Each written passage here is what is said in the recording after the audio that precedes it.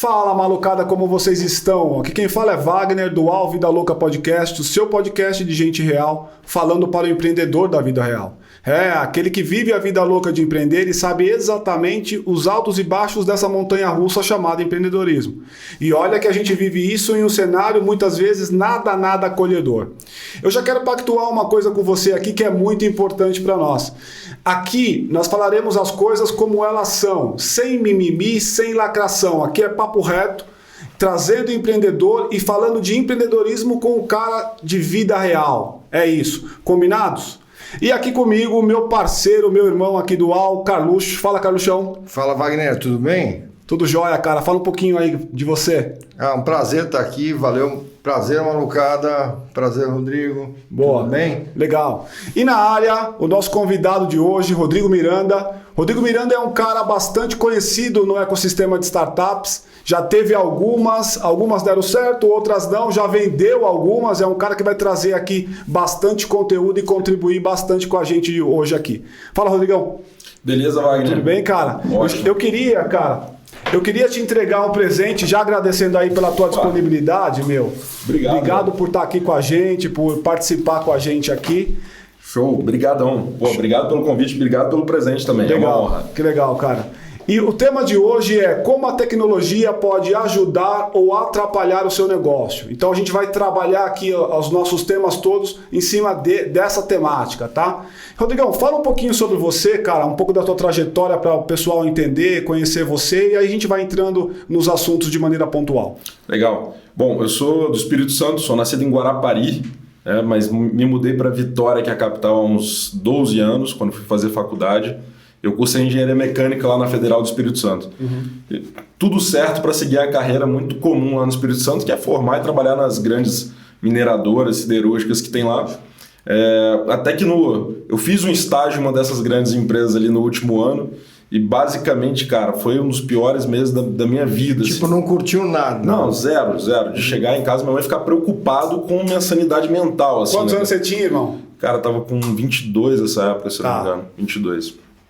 E dali eu já comecei a falar, cara, acho que essa vida não é para mim. Então comecei a buscar outras coisas. E ali já no último ano de faculdade, 2015, eu comecei cara, vou trabalhar em mercado financeiro, vou trabalhar em consultoria estratégica e tal. E aí comecei a testar uma série desses processos seletivos, desses trainees, e eu era um bom aluno, era realmente um bom aluno. Fiz um excelente curso, então, cara, com certeza vai ter algum lugar para mim, né? Tinha tudo para deslanchar. Tudo para ir para a vida comum, né? Para a vida normal. Para a vida ordinária. Cara, até que só esqueci de combinar com as empresas que eu tava tentando, né? Porque eu não passei em processo seletivo nenhum e meus sócios atuais, idem, né? Ninguém passou em processo seletivo nenhum. É mesmo? E a gente se olhou e falou, caramba... Tem algum problema com a gente. Alguma coisa errada com a gente. Tem uma coisa errada com a gente, né?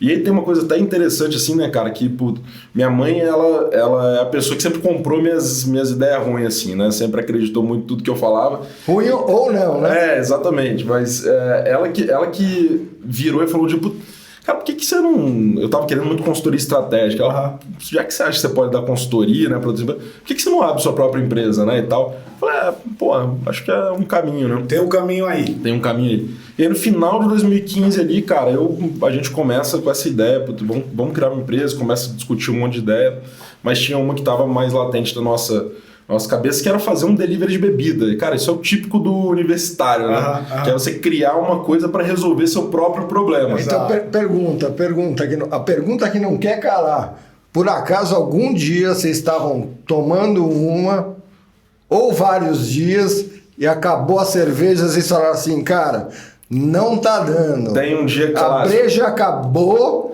Alguém precisa resolver isso. Vamos resolver esse negócio. Um dos churrascos de formatura, eu era da comissão de formatura lá, acabou a bebida sábado, 7 horas da noite. Ninguém entregava bebida sábado, 7 horas da noite. Era só até às 18. Caraca. E ninguém tava sóbrio para ir buscar. Para ir buscar, exatamente. Por sorte, inclusive, um dos que hoje é meu sócio, o Mário, ele tava sem beber essa época, e aí eu fui junto com ele, ele foi dirigindo, nós fomos lá comprar. Mas exatamente esse é um dos episódios que a gente falou, tá vendo? Todo mundo tem esse problema, cara, aquela cabeça assim, né? Vou resolver o problema da humanidade entregando bebida gelada pros outros. E daí surgiu, cara, essa ideia, vamos fazer um delivery de bebida. E aí já veio, né, com esse nome da Zayt, E esse nome durante a faculdade, sempre que a gente sentava para estudar e tal, a gente falava, pô, vamos fazer um momento. O momento é isso aqui que a gente está fazendo, ia lá, comprava uma cerveja e tal. Então, mesmo quando a gente ia estudar, comprava uma cerveja, um vinho, um petisco e tal, era o momento. E eu comecei a jogar momento no Google Tradutor ali em várias línguas, e aí chegou no alemão, em alemão ele traduziu como Zeit, Z-E-I-T. Então, o primeiro PowerPoint que eu fiz, o nome era Zeit, Z-E-I-T. Né? Inclusive, eu apresentei para os meus pais, né? Botei eles sentados no sofá e falei, vou apresentar. Legal. Seus pais fazem o quê? Qual a formação deles? Meu pai foi fazer faculdade depois de mais velho, assim, mas ele é formado em turismo e em administração de empresas. Legal. Bacana. E ele tem empresa de administração há mais de 30 anos. É um gênio, assim, cara, de relacionamento. Tá? Um cara que veio, não é nem do nada, né? Ele veio do menos 10, né? E conseguiu, não ficou milionário, nada, mas assim, conseguiu construir uma vida muito, muito maneira, uma família muito legal. Mas isso é isso que a gente tem chamado de vida louca aqui, né? Um pouco da minha história, um pouco de várias histórias, né, que a gente vai traduzindo como a capacidade de sair do nada para algum lugar. Exato. Né? E aí? E minha mãe, só para completar, minha mãe ela é servidora pública, sempre foi, só que minha mãe é empreendedora demais, assim, cara, no sentido de dar coragem de fazer as coisas, de comprar as ideias, né? Então, e minha mãe, como ela sempre trabalhou com educação lá em casa, mesmo quando não tinha, cara, dinheiro para comida, para roupa, etc., eu e meu irmão, a gente estudava em escola boa. Minha mãe, ela saiu da carreira pública, de determinado período, para dar aula numa escola particular só para a gente poder estudar de graça nessa escola. Então, assim, educação lá em casa é um negócio que meus pais, cara, nunca abriram mão. Eles têm 90% da trajetória minha e do meu irmão é responsabilidade deles. Seu irmão não tá contigo no negócio, né? Outra coisa. Meu irmão é médico, cara. Que legal. É médico, um dos mais geniais aí, mas legal. O cara é um monstro. E pelo que você tá falando, a importância deles em te incentivar a ser o que você é hoje, a empreender e te dar uma super força. Total. E tem até uma história interessante assim, cara, que mostra, né, como que eles são empreendedores. Esse dia que eu botei eles sentados para apresentar para ele, tinha um problema. Meus pais não bebem nada de álcool. Tá. E tanto é que meu irmão, meu irmão tem mais de 30 anos já, a gente não bebe dentro de casa, a gente não bebe, sabe, quando a gente tá com eles e tudo mais, porque é uma coisa que eles realmente não gostam. E eu tava apresentando para eles um negócio de bebida alcoólica e que eu ainda precisava do dinheiro deles para financiar. Né? Então, e cara, em nenhum momento eles trouxeram a ideologia para dentro. Eles falam, cara, faz sentido o que você está fazendo. Conseguiram segregar, né? Aquilo que era a convicção dele de uma oportunidade que você estava enxergando para aquele mercado, para aquele momento. Então, totalmente. Eles nunca trouxeram esse ponto. Trouxeram esse ponto. E dali eu saí com o meu primeiro investimento, né? Meu pai pegou ali, cara, na época devia ser mais da metade do que meu pai tinha no banco, era pouco dinheiro, mas era mais da metade do que ele tinha no banco. Que legal. E ele me deu para eu começar o negócio. Eu vi uma foto clássica sua, não sei em que momento, depois você conta para nós que momento é isso, que você tava com aquelas mochilas de entregador. Que momento é aquilo? Já existia a Zeit, estava começando, onde estava? Exato. Aí em 2016, né? Isso tudo aconteceu ali em 2015. Em 2016 foi quando a gente começou, a gente alugou uma sala assim, lá em Vitória, botou um monte de freezer reformado dentro, que a gente não tinha dinheiro para freezer novo, que é caro. Freezer reformado, encheu de bebida ali. E a gente, durante quase um ano, a gente não tinha funcionário. Nós somos 4 sócios fundadores, eu, Tomás, Mário e Renato. Nós nos dividíamos, um recebia os pedidos, o outro arrumava, colocava na sacola, o outro pegava o carro. Eu tinha um ponto na época, eu troquei por uma estrada, né, para poder levar e tudo mais. Velho, deixa eu explorar um pouco isso. Você falou dos 4 sócios, né? Qual que é a importância, cara? Porque o pessoal que está ouvindo a gente também tem essa mesma realidade. Às vezes o cara está ali numa situação em que ele tem um sonho de alcançar uma posição, tem ele mais 3 amigos. Qual que é a importância da gente saber ou escolher corretamente essa sociedade? Quem vai com você nessa missão aí? Cara, isso talvez seja a coisa mais importante que você tenha a fazer. Sim. Isso em todos os sentidos. Tanto é que, a gente estava até comentando antes, né? Eu e meus sócios fundadores, nós somos igual uma famíliazinha mesmo, cara. Que legal. De ficar ansioso, né? Eles moram em Vitória, agora o Tomás até mudou para São Paulo, mas de ficar ansioso, de se encontrar. E a gente vai inaugurar a Zeit em Belo Horizonte daqui a uma semana. Que legal. Mas a gente estava com orçamento estourado de implantação. A gente divide o custo de todo mundo para a gente ir junto. Cara, a gente é igual uma família. E isso é importante porque a sociedade ela é muito pautada em confiança. Né? Em confiança e cumplicidade. 100%. 100% em confiança e cumplicidade. Se você desconfiar, se você tiver que desconfiar que tem um sócio mexendo no dinheiro, tal, não sei o quê, cara, você vai trazer um peso pro já negócio. Morreu ali, né? Já morreu. Eu concordo com você. Em 5 anos de sociedade, a gente nunca passou nada perto disso. Mas nunca nada perto disso. Que legal. Né? Então, acho que a confiança e o outro pilar, para mim, que é fundamental, é cumplicidade, cara. Que legal. E cumplicidade é o quê? Quando der certo, a gente deu certo juntos. E quando der errado, nós demos errado junto. Lógico. Né? Uma regra da nossa sociedade é proibido falar eu avisei. É verdade. Sabe aquele negócio assim? A gente vai sentar, vai discutir e tal. Bom, encontramos um caminho, nós vamos nesse e tá todo mundo comprado nesse. Tomou decisão, tá todo mundo fechado. Se não tiver todo mundo fechado, esquece. Então, cara, e hoje eu canso de ver uma série de ideias e bons empreendedores que eles não conseguem para frente. Por quê? Porque não tem bom sócio. Né? Porque tem aquele sócio que é sabe, é uma estaca, né? É que puxa e que não confia, que traz problema e que desconfia, né? Então, isso, cara, na minha vida é completamente determinante, é a confiança e a cumplicidade que eu tenho. Então, uma coisa importantíssima nessa equação é saber escolher bem quem são esses caras que vão na jornada contigo, independente da questão de investimento ou não. Total. E a partir dessa escolha, todas as decisões vão derivar para essa realidade, para essa realidade de negócio, né? Deixa eu complementar a tua pergunta. Uma questão que eu acho que é super importante são as competências das pessoas, né? Perfeito. Eu acho que assim, e engatando na competência das pessoas, como foi montar a empresa sobre o prisma de tecnologia, de processos, porque assim, um delivery não é fácil, né? Você tem que montar atendimentos, você tem que montar gestão de estoque, gestão de faturamento, gestão de entrega. Assim, um negócio complexo. É complexo. Você tem uma tecnologia que vai por trás disso tudo que você está gerenciando. E pelo papo que a gente estava trocando antes dessa conversa, vocês tinham que fazer tudo, né? Tudo. Chegava às 8 da manhã para estocar, das 8 às 6 da tarde. Às 6 da tarde. Vocês faziam gestão de estoque, limpavam tudo e depois faziam a parte de entrega, né? Então, Exato. Explica um pouco para a gente como é que foi essa parte de gestão de competências, depois iniciar o negócio, construir. Legal. Cara, no início foi muito no feeling, né? A gente não tinha... eu sempre falo, cara, a gente não sabia o que a gente estava fazendo, né? Hoje a gente está descobrindo, mas na época a gente não fazia ideia, né, do que a gente estava... Só espaço temporal, quantos anos é na época? 4 anos atrás? 4 anos e meio atrás. Tá bom. A gente aprendia muito, cara, consumindo conteúdo online. Então, eu me lembro, por exemplo, que eu aprendi a fazer uma DRE vendo meusucesso.com, aquele canal do Flávio, do pessoal.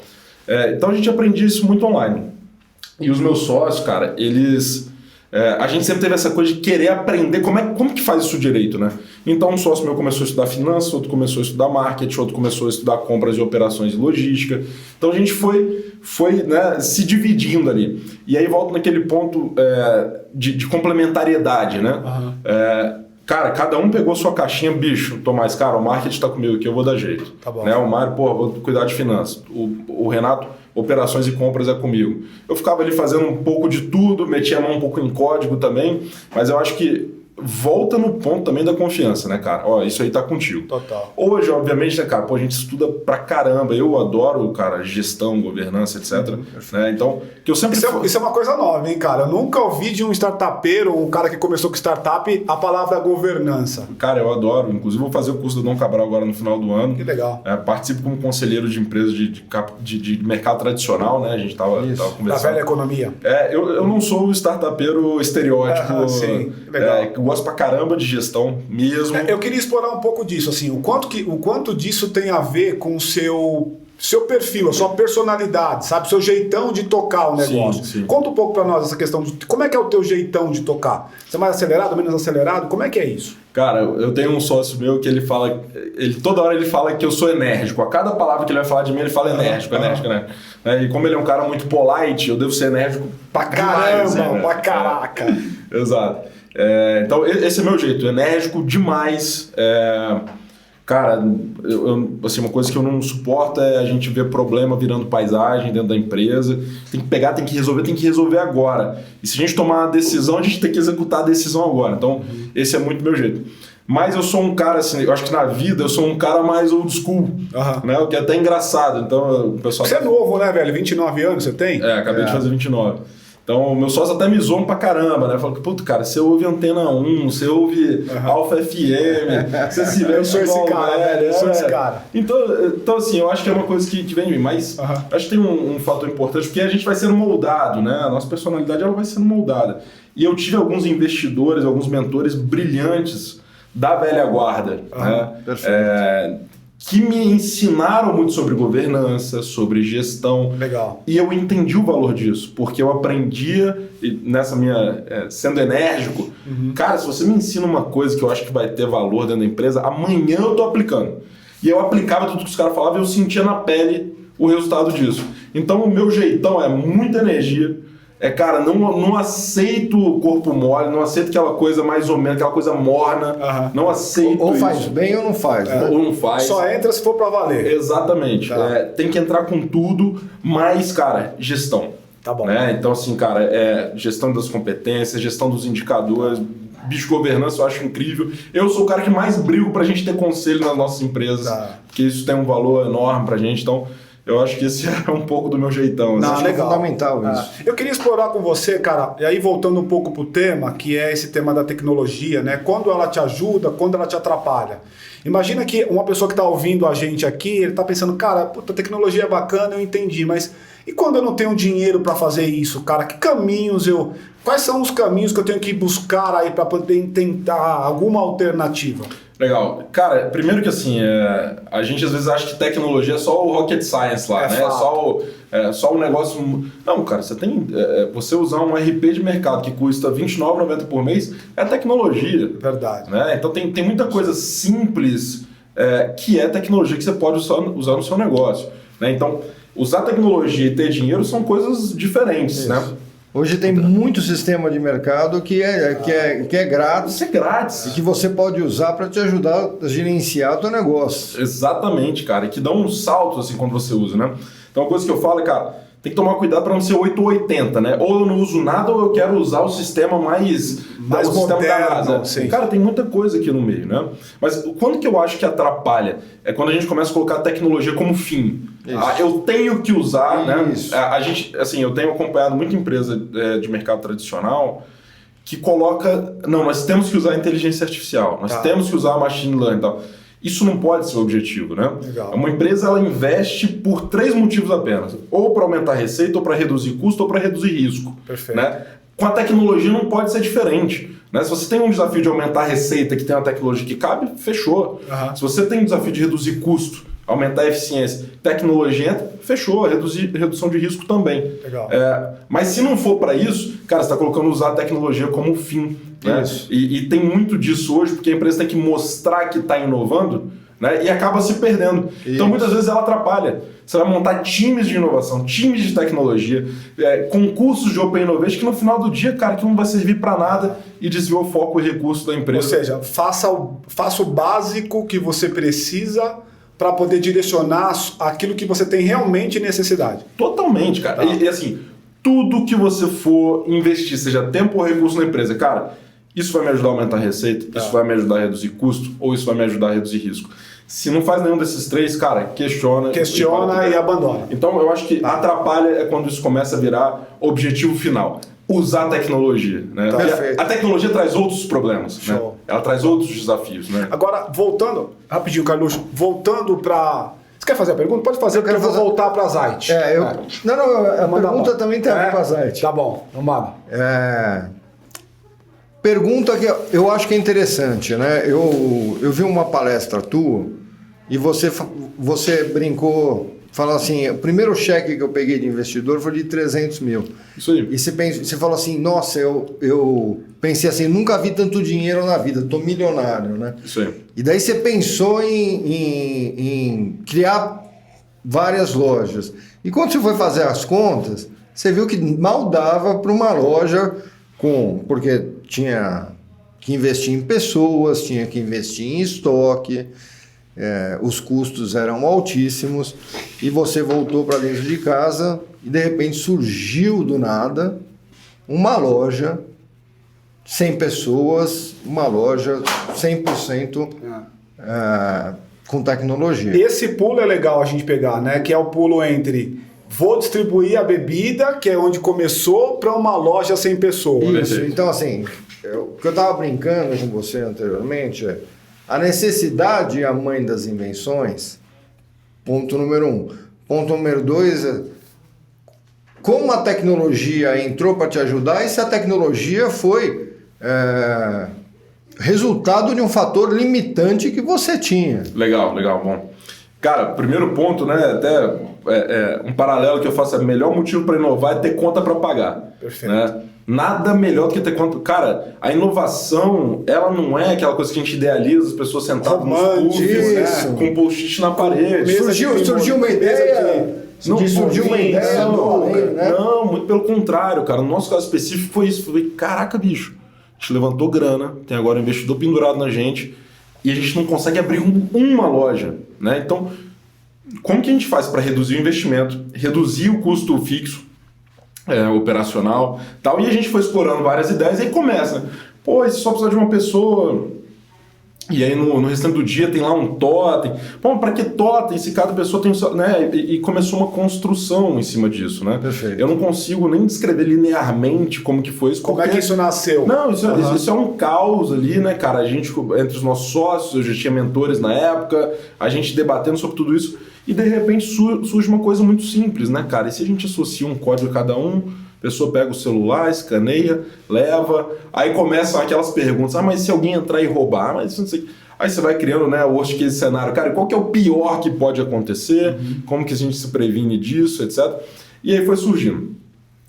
Mas, cara, vem da necessidade da gente fazer uma loja com investimento menor e de maneira mais escalável. A gente não tinha dinheiro para abrir a loja que a gente daí queria. que nasceu a loja autônoma. Daí que nasceu a loja autônoma. Que legal. Porque eu não tinha grana, eu tive que pensar numa forma e a forma foi essa. E daí a criatividade, junto com a inteligência deles... E a tecnologia, né, Carlos? Tecnologia, a tecnologia, obviamente, obviamente acontece. Exato. Aí assim, né, cara, acho que um ponto importante a gente até então a gente não tinha nem desenvolvedor internamente, mas a gente estava muito em contato com esse mundo lendo, consumindo, entendendo. Nenhum dos 4 codava, nenhum dos 4 desenvolvia. Eu fiz um curso no início das artes para poder fazer o site, para poder fazer as coisinhas, depois fiz um sisteminha para as artes, assim, leigo do leigo, tá? Sim. Tinha alguma noção ali, mas muito básica. E eu acho que nesse ponto é importantíssimo, porque assim, você vê, você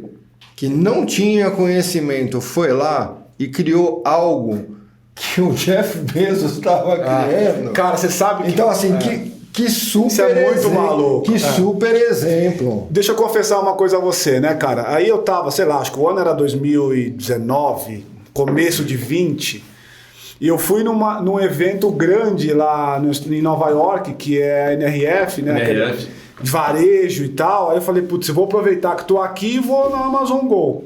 Enquanto eu rodava a Amazon Go, eu conversava com o meu amigo que foi comigo. Falei assim, cara, pensa que negócio fogo esse aqui, né? Que foda isso. Porque, olha só, o cara lá do Espírito Santo, brasileirão tupiniquim igual a gente, fez um negócio que os caras aqui do tamanho que são estão fazendo igual o negócio. Mas ele fez antes. Um negócio assim absurdo, cara. Como é que você olha pra isso, cara? Porque isso é um grande feito, assim. Como é que você olha essa sacada que vocês tiveram da loja autônoma e o tamanho que ela tem, a representatividade que ela tem hoje numa Amazon, por exemplo, como é o caso que está falando aqui? Cara, eu acho que assim, primeiro que às vezes o pioneirismo é perigoso porque ele é meio que métrica de vaidade, né? Não adianta nada ser pioneiro se for lá outro e chocar esse ovo. Isso é fato. Então é uma coisa que a gente acha legal pra caramba, fala, nossa, como que a gente teve essa cara, tá? Beleza, mas acaba por aí, assim, entendeu? Acho que quando você vê uma empresa como Amazon, como Alibaba na China, como uma própria Americanas aqui no Brasil que também está investindo nisso, fazer nada mais é do que, putz, uma validação de que faz sentido a ideia, né? Mas não rola, cara, assim, aí é curiosidade minha, não rola um papo dos amigos assim, caraca, a gente foi fera pra caramba, fazendo um negócio que, puta, os caras estão fazendo agora. Não rola um negócio assim? Rola, né? Depois de um whisky, um charuto, exato, rola, né, cara? Rola. Você fala, pô, da hora, né, cara? Tem outra coisa, né? Depois que você monta um negócio dele, todo mundo fica exato, amigo, né? porra, meu, todo mundo.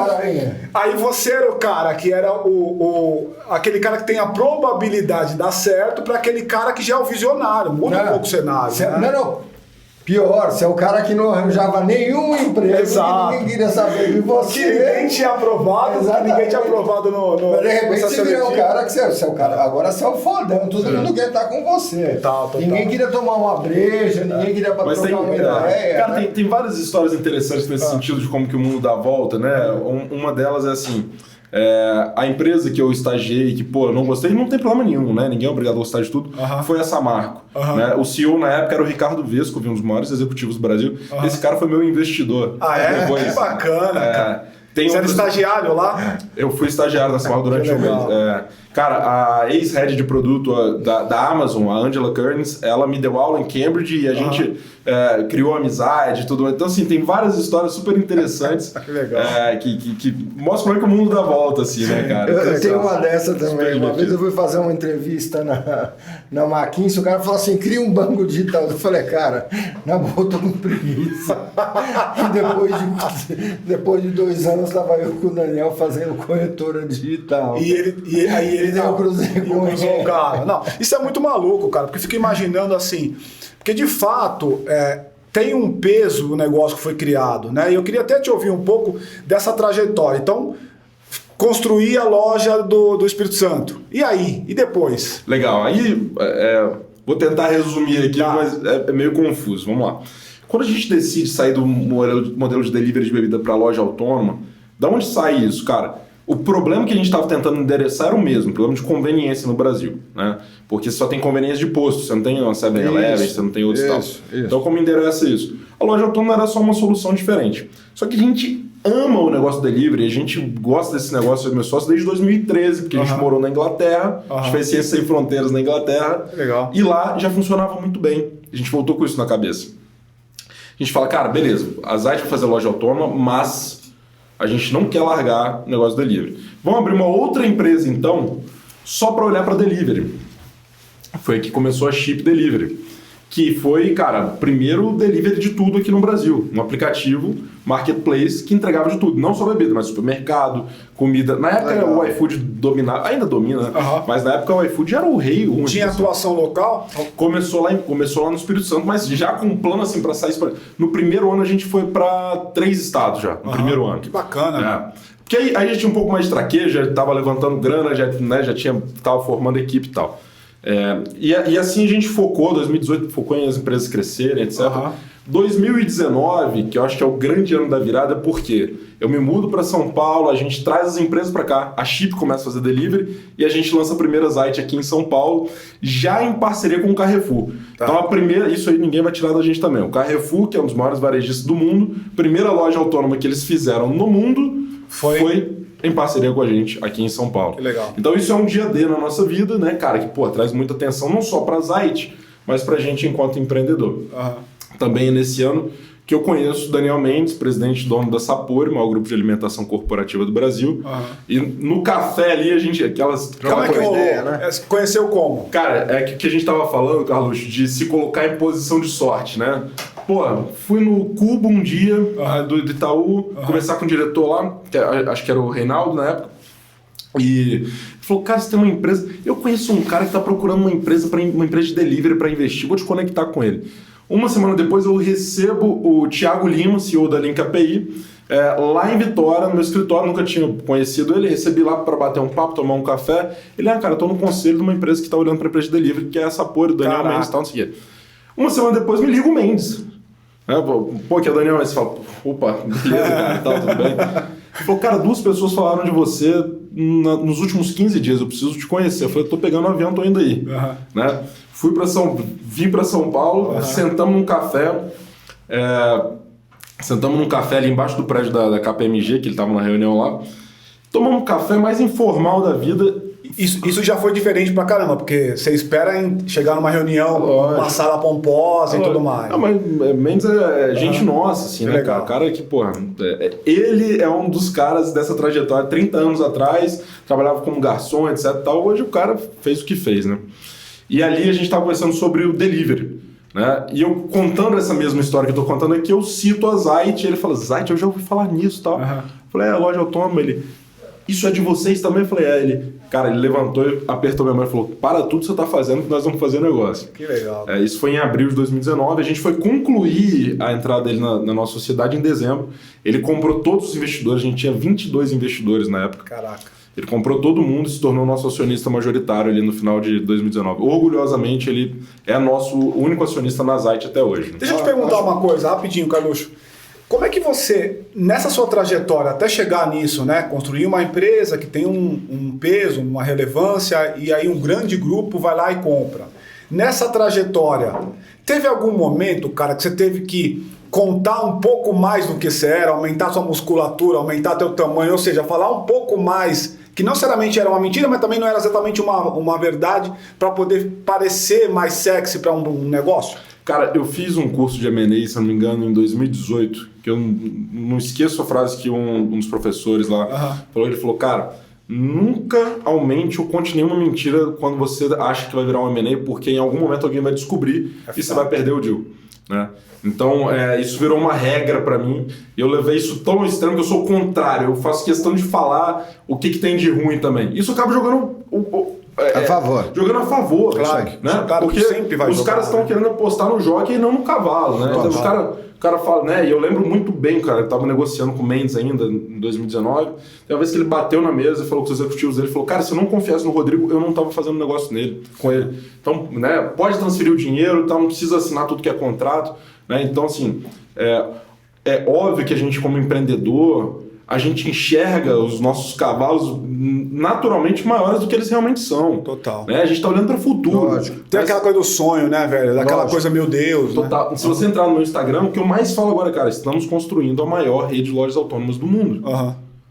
E não é que é mentira, essa é a minha visão, e não tem por que eu não construir. Né? Algumas pessoas vão olhando e falar, pô, salafrária, né? Como é que, cara, beleza, fica aí. Eu tô construindo a maior rede de lojas autônomas do mundo. Pra você, aquilo é uma verdade, você tá buscando aquilo como foco. Se você não acreditar no teu sonho e não trabalhar para executar isso, ninguém vai fazer isso por você. Exatamente. Mas isso é uma coisa muito importante, cara. Quando você tá no processo de M&A, não aumenta, não antecipa a verdade. Legal, não bacana. Porque as pessoas pegam. No último M&A nosso, a gente tinha lá Matos Filho, dos maiores escritórios de advocacia do Brasil, Sim. e Deloitte, uma Big Four de auditoria, cara, levantando revisando tudo que cada centavo na empresa. Se você mentir em alguma coisa, ele vai ser pego.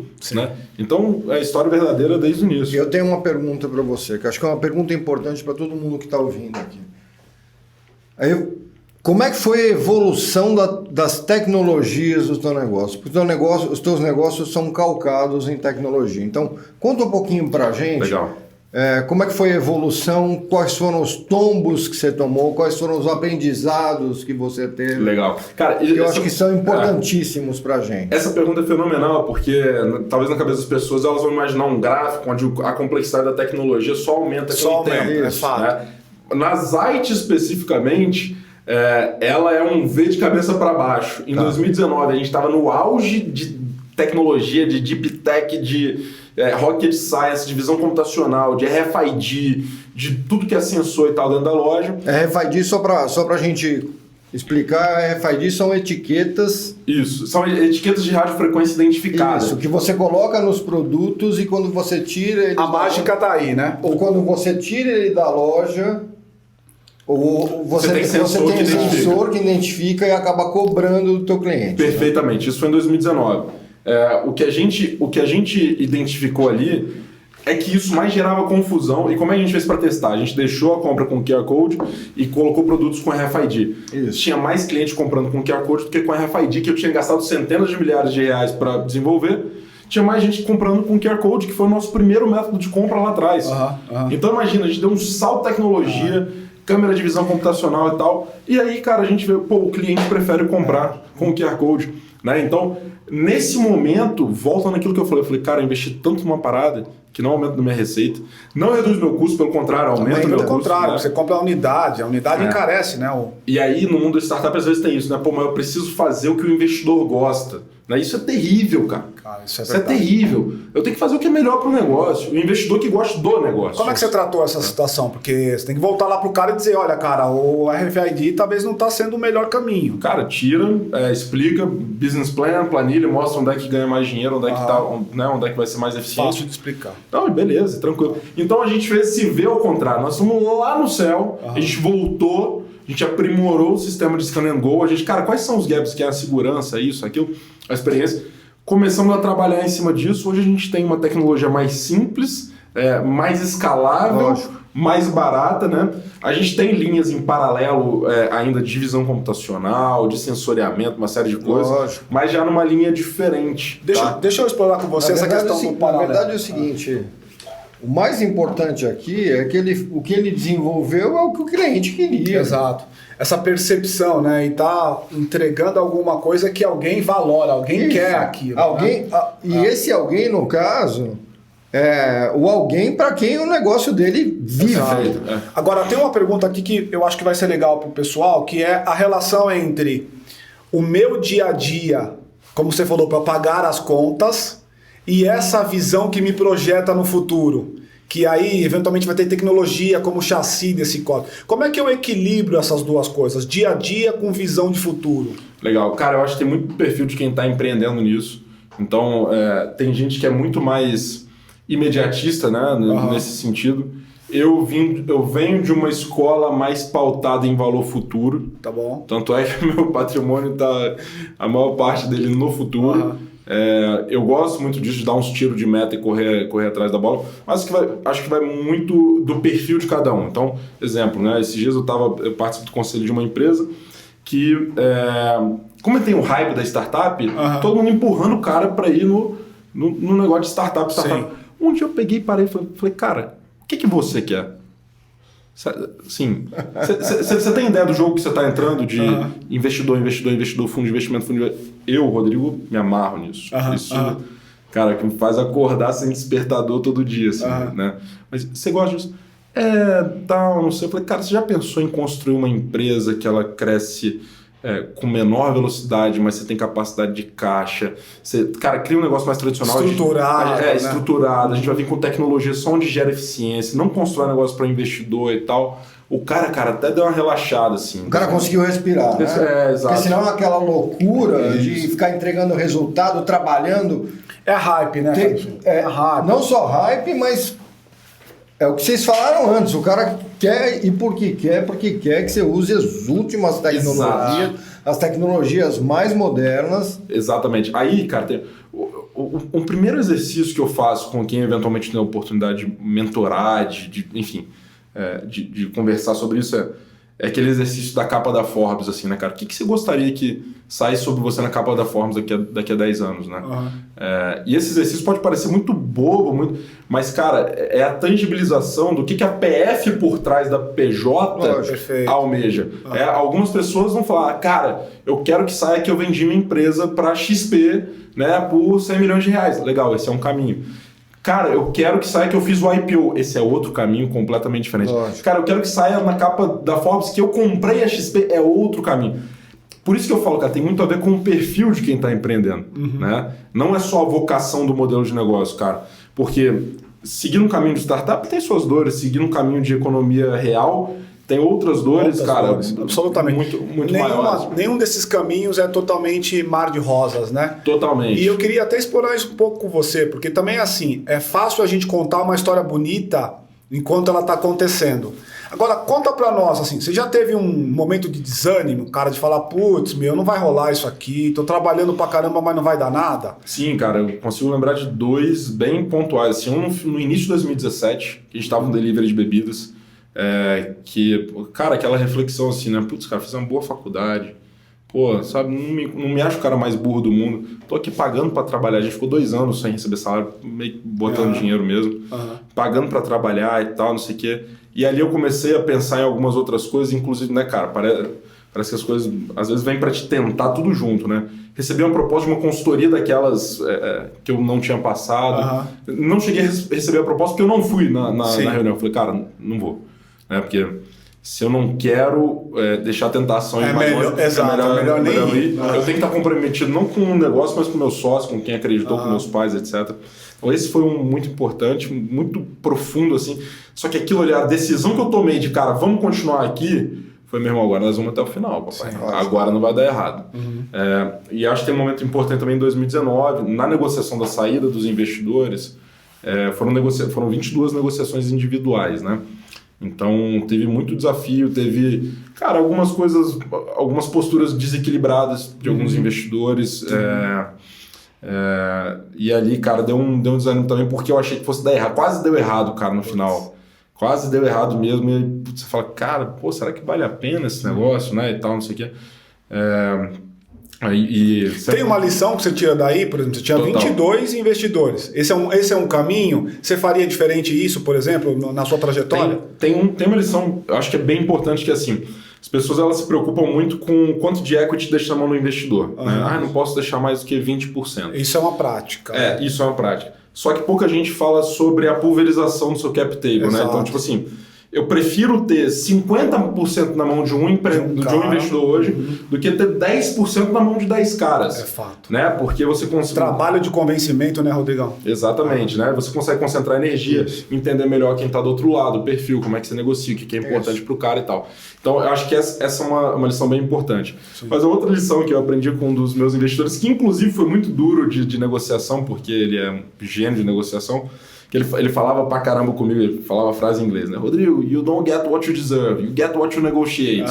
Né? Então assim, cara, não adianta ficar puto, não estão me dando o que eu mereço. Cara, isso não existe. Negocia, velho. Você vai ter não o que você merece, você vai ter o que você negociar. Esse negócio. Então, toda vez que eu ficava meio puto, eu falava, cara, os caras estão negociando, os caras não são má pessoas.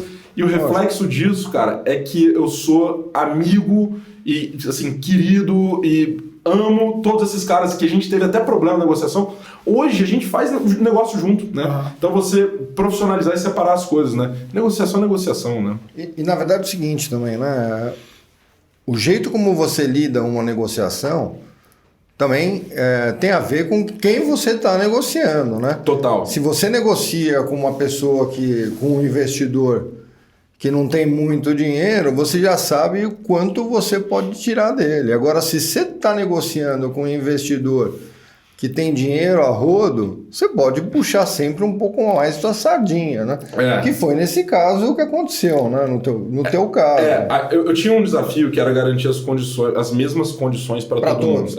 Isso era uma premissa importante para mim, porque assim, eu estava com 2019, eu estava com 26 para 27 anos, e eu olhava e falava, cara, não tenho dinheiro, não sou de família conhecida lá no Espírito Santo. A única coisa que eu construí nesses últimos anos foi credibilidade e reputação. Lógico. Dessas 22 pessoas, pelo menos. Pelo menos. Então a única coisa que eu posso perder todo o dinheiro que tem na mesa, mas eu não posso perder minha reputação. Lógico. Porque negócio a gente vai parar, a gente vai construir de novo, a gente vai refazer. Lógico. E tal. Mas a reputação, né, cara, eu acho que é uma coisa muito importante. Algo perene que fica com você para sempre. Exatamente. Né? Mas, cara, maravilhoso, porque hoje eu tenho a relação. Eu tô no conselho da empresa de um desses investidores. Que legal. Eu ajudo outros investidores a analisar investimentos que eles estão fazendo. Então, não tem recompensa maior. Cara, quando você olha para esse tema tecnologia, né, que está aqui como... Eu entendo que ele, na nossa conversa, ele acaba sendo o chassi, né, da conversa. O que para você é modinha? O que é modinha? Cara, eu acho que essas... obviamente que vou generalizar, isso vai ser um pecado contra, mas acho que as deep techs, né? Tem muita empresa falando que usa inteligência artificial e tal, sendo que os caras nem sabem o que é, né? E pior... Muitas das que de fato usam sem necessidade. Você resolveria com uma programação linear problema que eles estão colocando dinheiro pra caramba pra dizer que estão usando inteligência artificial, né? E quando você vai ver, cara, os maiores problemas de tecnologia que existem hoje, integração de sistema. Isso, que é uma coisa que existe, cara, há décadas. Há décadas. Inclusive o Thiago Lima, que eu falei que me apresentou pro Mendes e tal, acabou de vender a empresa dele, que é só de integração, por 100 milha. Isso. O cara que resolve um problema real. Essa é uma dor que eu acho assim, se a gente olhar para a indústria do varejo, para mim hoje talvez uma das principais dores. Eu diria que é a principal. A integração entre os sistemas. Que é uma coisa básica, que é fazer um sistema conversar com o outro. Cara, eu conheço empresas de telecomunicação das maiores do Brasil e tal, que tem mais de 1000 sistemas. 1000 sistemas. Eu conheço uma com 5.000. Essa é uma empresa americana, 120 anos, 5.000 sistemas. Os caras trocaram o CIO lá, que é o cara de tecnologia, acabou de entrar, e o cara foi fazer, a primeira coisa que ele foi fazer é uma varredura para ver como é que tava. Cara, 5.000 sistemas. Daí o cara sentou, olhou, fez um levantamento e começou a chorar. Né? Falou assim, valeu, pessoal. Falou, que loucura, aonde eu fui entrar, né? Exato. Cara, a gente conversa muito, né, nas 3 empresas, IT, PPEC, muito com varejistas. As 3 existem ainda? Nada morreu. As 3 existem ainda. Existem, eu acho que melhor do que nunca. As 3 a gente conversa muito com varejista, que é uma outra coisa que eu adoro, é ter acesso nessas empresas.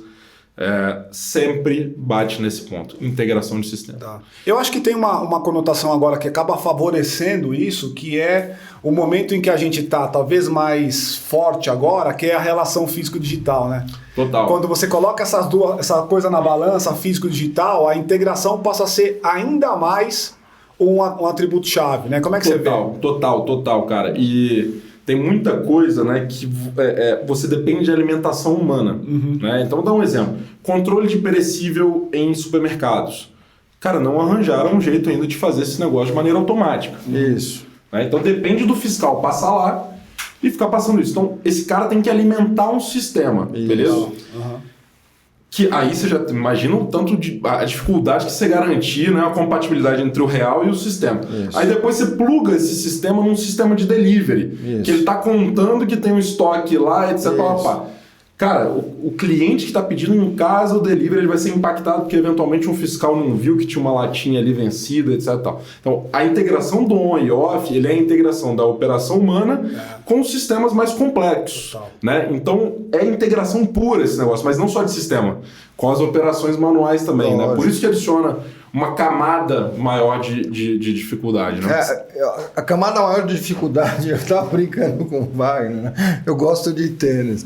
Então, assim, outra modinha que eu brinquei com ele é o chatbot, né? Chatbot. Hoje você tem uma das maiores marcas esportivas do mundo que tem um chatbot que dá conta do atendimento, né? Então você compra um tênis, você cancela no dia seguinte e os caras faturam e te entregam o tênis. Que é uma loucura, né? Porque assim, é o que você falou, não tem integração nenhuma de financeiro, de operações, de atendimento. Exato. Isso está falando de uma das maiores marcas do mundo, sim, né? Sim. Imagina um pequeno. Imagina um pequeno, né? Sim. Então, fazendo uma analogia ao que você está falando, é o seguinte: um pequeno, né? O pequeno teve com a pandemia a necessidade de readaptar o negócio dele, né? Para não morrer. Então, o que a gente fala para tomar cuidado, né? Por exemplo, você precisa vender, parou de vender no físico, vai migrar para o WhatsApp, né? Qual que é o grande erro, pelo que você está falando? O grande erro é o seguinte: precisa vender pelo WhatsApp, precisa ter quem atender e fazer a venda pelo WhatsApp, tá correto? Perfeitamente. Porque senão o que acontece? Você perde todos os seus clientes.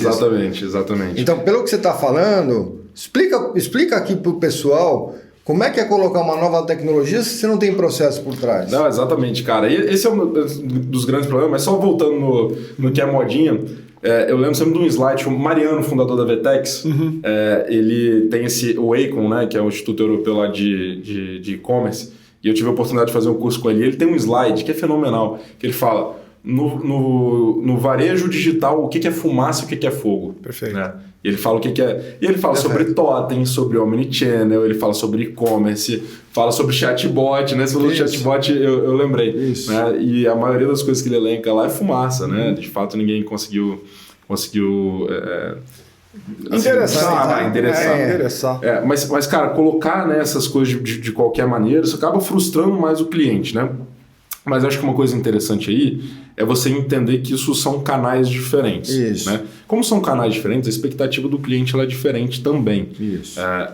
Quando você vai numa loja, você espera você espera algumas coisas. Você vai provar, você quer uma roupa, né, que vai vestir bem, etc. Falando de roupa. Você vai no supermercado, cara, vai ter um sommelier, que vai te ajudar com o vinho, né? Alguém que vai te ajudar a escolher lá o pimentão que está no ponto, etc. Tal. Então essas são as expectativas de quem vai na loja.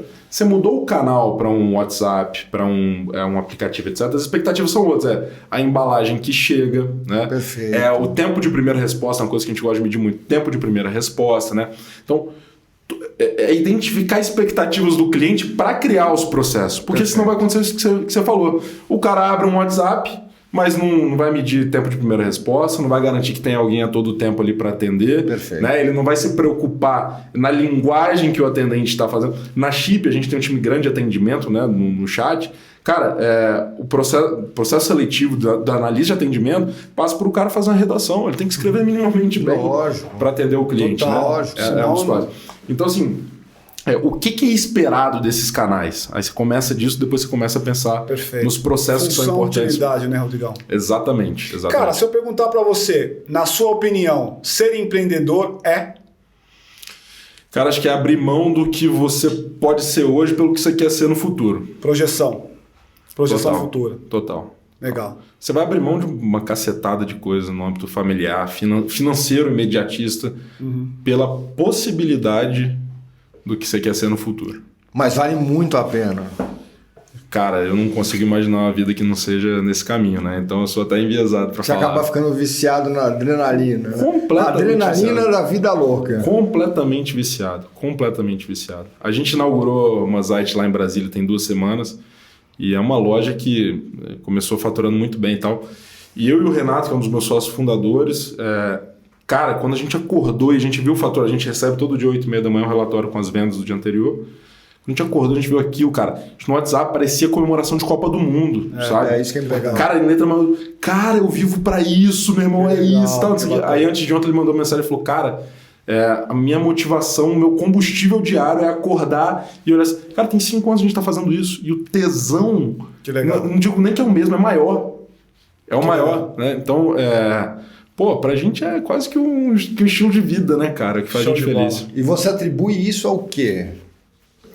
Isso que é o tesão cada vez maior. É lógico que tem o tesão porque o negócio está crescendo. Sim. Você vendeu para empresas enormes.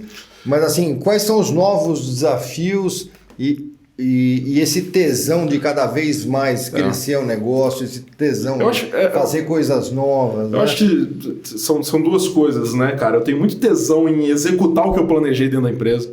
Né? Isso eu acho que é uma coisa fenomenal, né? Como que eu crio artifício para contornar eventos que eu não controlo, né? Isso, então teve a pandemia, mas cara, a gente continuou crescendo, porque a gente descobriu um canal ali de aquisição e tal, não sei o quê. Isso me dá tesão. Mas no fundo acho que tem a pessoa física, né? Tem aquele lance da autorrealização. Né? Total. Isso. Aquele lance da autorrealização. Acho que esse ponto é um ponto foda, né? É que quando você chega nesse ponto, meu irmão, nada te para. Nada te para. Porque você já tem ali a segurança de que você vai ter o que comer, né? Cara, você tem um plano de saúde, sua família tá bem, etc. Você está conseguindo ajudar todo mundo. Mas o ponto da autorrealização ele é infinito. Né? Então, por que o Jorge Paulo Lemann não para de fazer o que ele faz? Por que o Daniel Mendes não para de fazer o que ele faz? Né? Porque esses caras, a autorrealização ela é infinita, ela não tem limite. Então, se eu perguntar para esse cara, você atingiu o sucesso, o cara não sabe nem dizer o que era sucesso para ele. Né? E pra gente, cara, a gente tem eu me alimento de tudo, assim, cara. De gente que eu vejo jogando contra, de desafio no mercado, de gente que critica, de gente que elogia. Eu me alimento de tudo isso, cara. Tudo.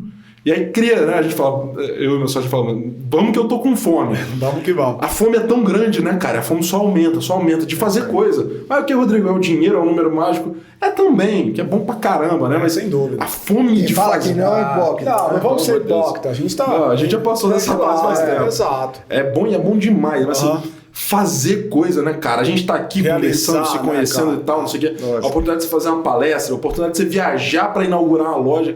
Cara, é a fome. É isso aí. Né? É fome de fazer coisa. É isso aí. Você olha pra trás e fala, valeu a pena. Demais. Todos aqueles momentos dos 2 primeiros anos que você se esforçou e não tirou nada. Né? Exatamente. E mais do que isso, é saber que a gente não começou ainda. Total. Isso. Agora uma pergunta. Você já copiou alguma coisa que existia no mercado? Alguma Nossa. coisa assim, modelo de negócio, tecnologia? Como é que foi? A gente sempre faz... Porque assim, a verdade é o seguinte, a gente sempre faz uns hacks. Quando eu comecei uma empresa 23 anos atrás, eu fiz um hack de uma empresa que tinha nos Estados Unidos e copiei o modelo e mandei bala. Como é que foi para você? Nossa, já fiz pra caramba. Aliás, pô, seria burrice não fazer, Exato. né? Isso. Cara, assim, ó, faz o paralelo do seguinte. Você tá entrando num mercado que já tem empresas gigantescas fazendo isso. Esses caras estão investindo milhões de reais em UX, em desenvolvimento, Times em pesquisa, gigantescos. em planejamento, tal, não sei o quê. Você vai mesmo com um milésimo do dinheiro querer achar que você vai ter uma sacada? É fato. Né? A sacada que os caras... Pô, você pode até ter. Vai, não é dizendo... Mas, caramba, olha pros caras, vê o que os caras estão fazendo bem e não discute muito, bota pra testar, né? Óbvio que assim, não é assumir que o cara sabe tudo que ele faz e não é, né? Dentro daquilo que você acredita. Dentro né? daquilo que você acredita, né? lógico. Exato. Então, já, pô, várias vezes, cara. Show. Principalmente com delivery, né? Que você tem grandes players globais de delivery. Isso. Pô, eu ia pra Inglaterra e ficava usando lá o Deliveroo. Nos Estados Unidos, aí todos. A última vez que eu fui, Postmates, tem o outro vermelhinho lá, Nordeste. Uso tudo, cara. Perfeito. E vê, caraca, isso que os caras Isso é estão legal. fazendo é muito maneiro. Isso e tal, aqui eu vou tal. copiar. Isso aqui faz sentido dentro do meu modelo também. É lógico. Que legal. Porque, assim, né, chega num momento todo mundo tá fazendo uma coisa que não é mais opção você não fazer. Lógico, você tem que fazer. Total, você precisa fazer. Você tem que fazer, senão você tá fora do Isso, mercado, né? isso. Então, Legal. copiar também é questão de sobrevivência. Isso. Tá bom. Agora, a gente tá, infelizmente, chegando aqui no nosso time, cara, e eu queria te fazer uma pergunta. Por que o Rodrigo é um vida louca? Cara, eu acho que justamente por ter aberto mão de muita coisa que eu poderia ter sido nos últimos anos pelo que a gente tá querendo construir, né? E esse lance que eu comentei mais cedo, cara, eu me amarro nisso, dar uns tiros de meta e correr atrás da bola, velho. Vamos que vamos. Me amarro nisso, cara. Me amarro demais. Posso ter meu estilo um pouco mais conservador para algumas coisas e tal, mas, cara, na hora de empreender, na hora de vender uma coisa que eu tô construindo e tal, cara, aí é vida louca total, bicho. Vida Vamos louca vender e a total. gente corre para entregar.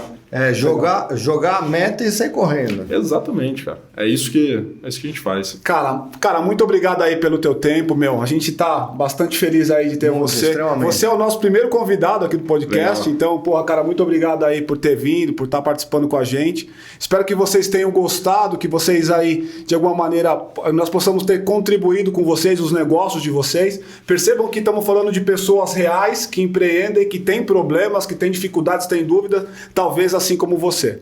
E não esquece de deixar o seu like no vídeo, de seguir a gente nas redes sociais, elas estão aparecendo para vocês aqui. E até o nosso próximo encontro. Tchau, tchau. Valeu! Valeu, Valeu. pessoal.